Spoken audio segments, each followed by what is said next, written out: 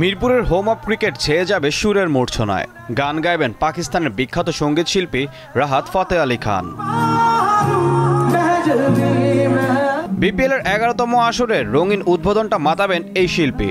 মিরপুরের শেরেবাংলা স্টেডিয়ামে এই মিউজিক ফেস্ট চলবে 7 ঘন্টার বেশি সময় ধরে। পাকিস্তানের জনপ্রিয় সঙ্গীত শিল্পী রাহাত ফতেহ আলী খান ছাড়াও এতে গান গাইবেন বাংলাদেশের জনপ্রিয় ব্যান্ড মাইলস।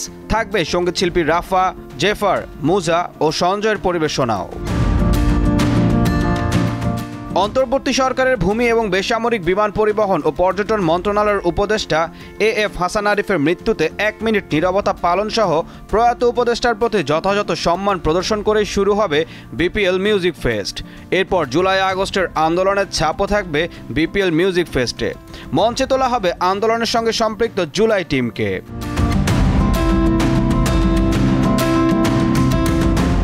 রাফার সঙ্গীত পরিবেশনের মাধ্যমে গান বাজনার পর্ব অবশ্য শুরু হয়ে যাবে আগেই। মাঝে সংক্ষিপ্ত বক্তৃতা পর্বের পর মঞ্চে আসবেন 3 শিল্পী জেফার, মুজা ও সঞ্জয়। বিপিএল এর থিম সঙ্গ থাকবে তাদের 40 মিনিটের পর্বে। এরপর 1 ঘন্টার পরিবেশনা নিয়ে মঞ্চে আসবে দেশের জনপ্রিয় ব্যান্ড দল মাইলস।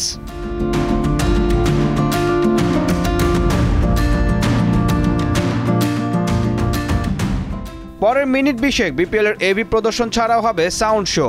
টুর্নামেন্টের 7 ফ্র্যাঞ্চাইজির পতাকা প্রদর্শন, গ্রাফিতি অ্যানিমেশন, আতশবাজির উৎসব ও বিপিএল এর ট্রফি প্রদর্শন। এরপরেই মঞ্চে আসবেন মূল আকর্ষণ রাহাত ফতেহ আলী খান।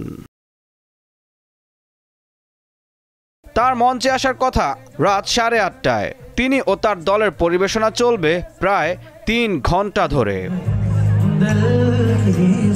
ঈশান হাসান, দীপ্ত স্পোর্টস।